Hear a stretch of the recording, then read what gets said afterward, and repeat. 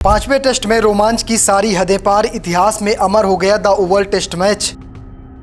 मोहम्मद सिराज ने पलट दिया पूरा इतिहास, 9 विकेट चटकाकर टाली टीम इंडिया की हार। बेन स्टोक्स पर भारी पड़े युवा गिल, बराबरी पर खत्म हुई तेंदुलकर एंडरसन ट्रॉफी।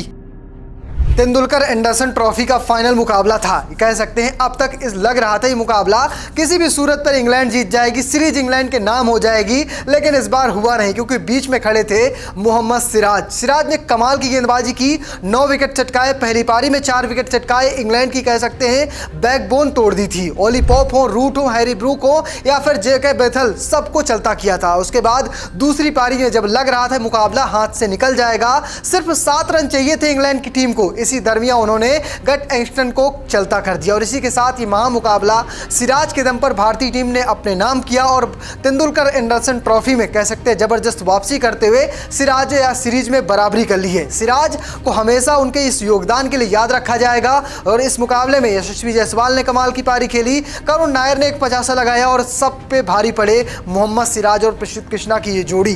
बुमराह नहीं थे, लग रहा था मुकाबला हार जाएंगे, लेकिन ऐसा हुआ नहीं। कृष्णा और साथ में सिराज ने वो खेल दिखाया जिसे दर्शकों याद किया जाएगा और हमेशा उदाहरण दिया जाएगा। जिस तरह से हमने गावा में ऑस्ट्रेलिया का घमंड तोड़ा था, द ओवल में मुकाबला जीतकर हम कह सकते हैं कि इंग्लैंड को बैकफुट में डाल दिया है। चलिए आपको इस वीडियो में विस्तार से दिखाता हूं कि पहले दिन क्या हुआ था, पहली पारी में टीम इंडिया ने क्या किया, दूसरे पारी में, तीसरी में और चौथे में क्या कुछ हुआ है।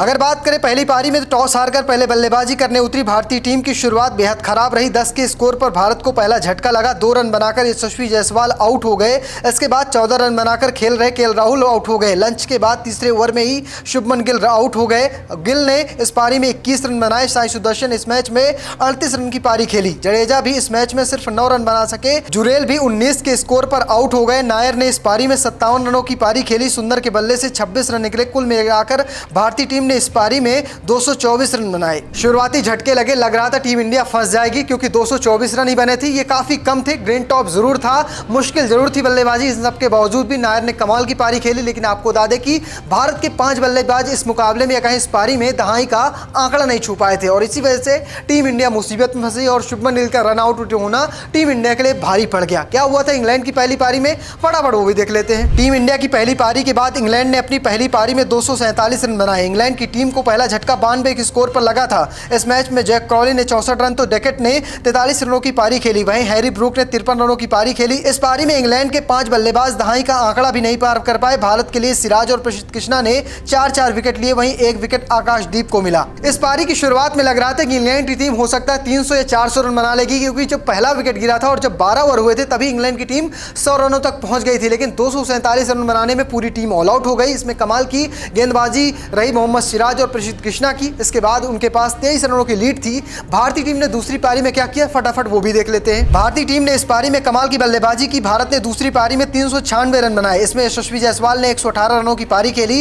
इसके अलावा आकाशदीप ने 66 रनों की पारी खेली। कप्तान गिल 11 रन बनाकर आउट हो गए। पिछली पारी में 50 लगाने वाले करुण नायर 17 रन बना सके। जडेजा 77 गेंदों पर 53 रन बनाकर आउट हुए, जबकि जुरेल ने 34 रन बनाए। वहीं वाशिंगटन सुंदर ने 46 गेंदों पर 53 रन बनाकर पलट लौटे। इंग्लैंड के लिए जोश टंग ने 5, गट एंगस्टन ने 3 और जेमी ऑर्टन ने 2 विकेट झटके। जब भारत की दूसरी पारी खत्म हुई तो भारत के पास थे 396 रन, जिसमें कह सकते हैं टारगेट उन्होंने दिया था 375 रनों का, क्योंकि भारत उनके पास इंग्लैंड के पास 23 रनों की पहले ही लीड बची हुई थी और यहां से अब लग रहा था शायद ये मुकाबला भारत के पक्ष में आ जाएगा, क्योंकि उस वक्त जब टीम इंडिया की पारी खत्म हुई थी, चौथे और तीसरे दिन का आखिरी सेशन और चौथे और 5वें दिन का खेल बचा हुआ था, लेकिन पिच इतनी खतरनाक थी, ये कहा जा रहा था कि यहां पर 400 रन तो चेस करना आसान होने वाला है ही नहीं। और जिस तरह से इंग्लैंड ने खेल दिखाया उसकी तारीफ होनी चाहिए। तो क्या हुआ था चौथी पारी में, चलिए फटाफट देख लेते हैं। लक्ष्य का पीछा करने उतरी इंग्लैंड की टीम को तीसरे दिन आखिरी गेंद पर मोहम्मद सिराज ने जैक क्रॉली के रूप में पहला झटका दिया। वो 36 गेंदों पर 14 रन बनाकर आउट हुए। बेन डकेट ने 54 रनों की पारी खेली तो पोप ने 27 रन बनाए। इसके बाद हैरी ब्रूक और जो रूट ने कमाल के शतक लगाए और इंग्लैंड की इस मैच में वापसी कराई। इस मैच को जीतने के लिए आखिरी दिन इंग्लैंड को मात्र 35 रन चाहिए थे और टीम इंडिया को सिर्फ 4 विकेट चटकाने थे और 5वें दिन शुरू होती है फाइनल जंग। यहाँ पर प्रसिद्ध कृष्णा ने गेंदबाजी की शुरुआत की और पहले ही ओवर में 2 चौके खा गए। लगने लगा भारतीय टीम में मुकाबला हार जाएगी, लेकिन ऐसा हुआ नहीं। अगले ओवर में सिराज ने 1 विकेट चटकाया और इसके बाद कह सकते हैं विकेटों का सिलसिला चलता रहा। आखिरी जब विकेट आया यानी क्रिस वोक्स जब बल्लेबाजी के लिए उतरे तो उस वक्त भारतीय टीम को जीत के लिए कहें बचाने 1 विकेट चाहिए था और इंग्लैंड को जीत के लिए 11 रन चाहिए थे। और यहाँ से कह सकते हैं गत कृष्णन ने कमाल की बल्लेबाजी करना शुरू कर दिया। उन्होंने लगातार बड़े बड़े हिट लगाने की कोशिश शुरू की और आखिरी के 7 रन जब चाहिए थे तब मोहम्मद सिराज ने कह सकते हैं उन्हें बोल्ड किया और 6 रनों से भारतीय टीम ये मुकाबला जीत गई। अगर जीत के हीरो की बात करें तो एक ही नाम जहन पे आएगा, वो नाम है मोहम्मद सिराज का। लेकिन ये नाम और भी कई सारे, उन्हें भूलना नहीं चाहिए। उसमें प्रसिद्ध कृष्णा का भी नाम शामिल है जो दोनों पारियों में 4-4 विकेट चटकाए। इसके अलावा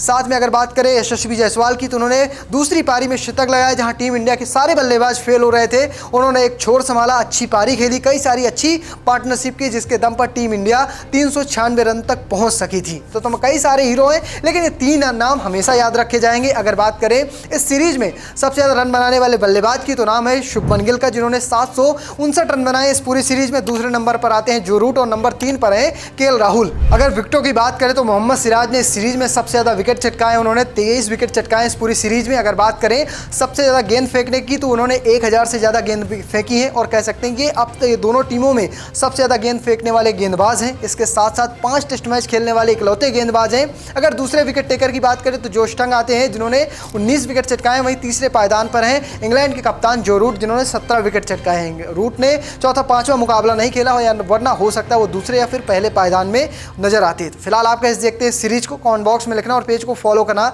चैनल को सब्सक्राइब करना बिल्कुल भूलना। धन्यवाद।